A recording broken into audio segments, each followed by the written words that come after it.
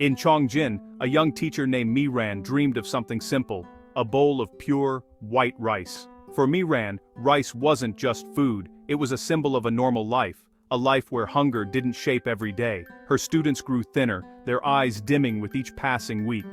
Families shared scraps, dried squid, foraged acorns, small acts of love in a world of scarcity.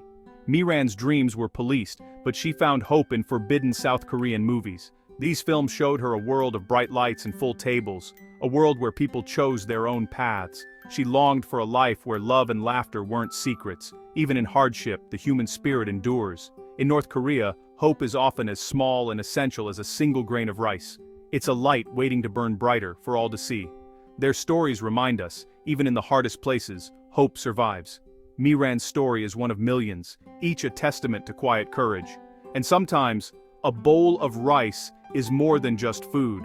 It's a symbol of everything that's missing, and everything that's possible. And that hope, however small, is powerful. In North Korea, a day begins before sunrise, often in darkness. Electricity is a luxury. Sun-hee, a mother, prepares thin porridge, worrying if it's enough for her family. Her children walk to school in patched uniforms, learning songs of praise while their stomachs ache. Sun-hee heads to the informal market, trading what little she has, vegetables from a hidden garden, second-hand clothes. The market is a gray zone, not quite legal, but necessary for survival. As night falls, the city returns to darkness. The shared meal, no matter how small, is a source of hope. Quiet love and resilience keep them going. In the gray, they find their own light, and that light is enough. Visiting North Korea feels like stepping onto a movie set. Everything is staged, every moment controlled. Two guides shadow you everywhere, deciding what you see, where you go, and what you photograph. Pyongyang's grand monuments and pastel buildings are pristine, but strangely empty. The metro stations are palatial, adorned with marble and mosaics of leaders. On the trains, people are silent, well-dressed, unreadable. You're shown special shops and restaurants for foreigners, paying in foreign currency, eating feasts while wondering what locals have for dinner. The contrast is stark: abundance for visitors, scarcity for most. You see the best schools, the best hospitals, the best of everything, always at a distance. The real North Korea is just out of reach, glimpsed in the eyes of people you pass, in the silences of your guides. You're inside a gilded cage, looking out but never truly touching the world outside.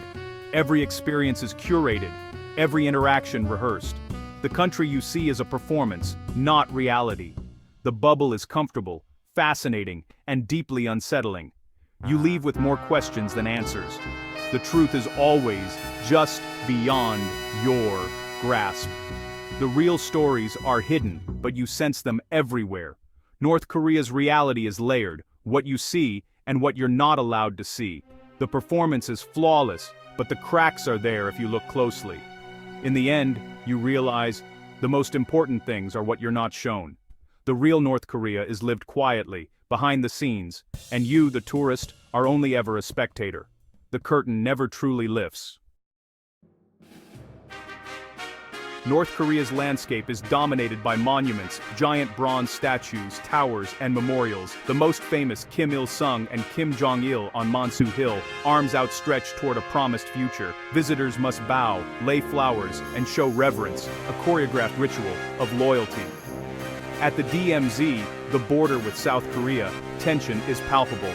Soldiers stand like statues, the war's scar still open. The Juche Tower rises over Pyongyang, symbolizing self-reliance. From the top, the city looks orderly and planned, a controlled beauty. These sites are more than tourist stops, they're classrooms, teaching history and power. For locals, the monuments are a constant backdrop, shaping daily life and memory. For visitors, they reveal what the state once remembered and what must be revered. The city itself is a monument to control.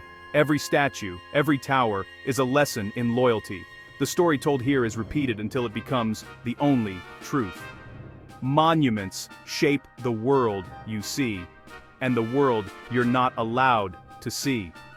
In North Korea, even the landscape is a message, and every message is carefully crafted.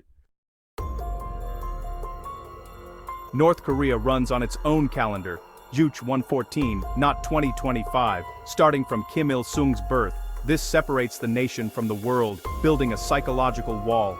The three-generation punishment rule means one person's crime can doom their children and grandchildren to labor camps.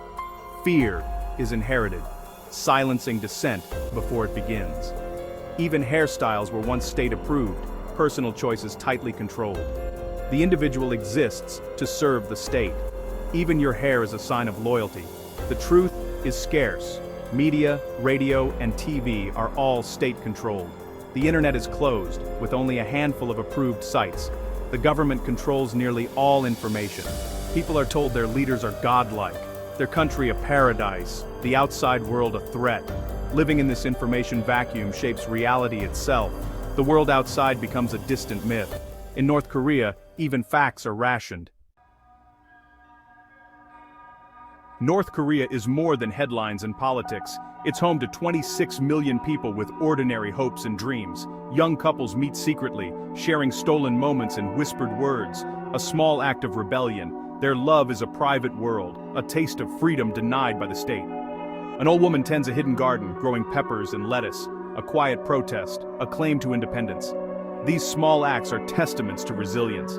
When we focus on these stories, the labels fade. We see individuals, not just North Koreans. Miran dreams of rice, Sunhee fights to feed her children, lovers and gardeners carve out spaces of hope.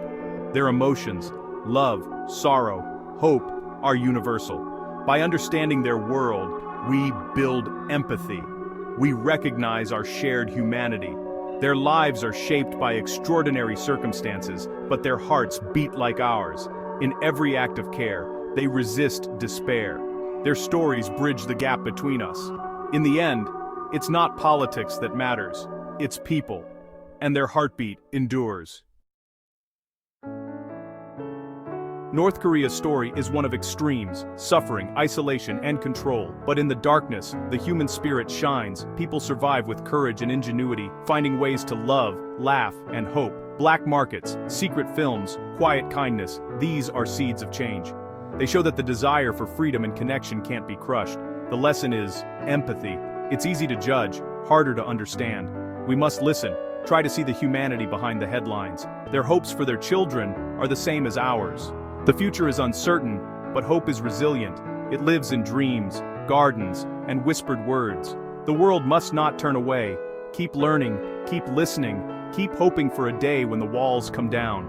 When a bowl of rice is no longer a dream, but a reality for all. If this story moved you, share it. Understanding is the first step toward hope.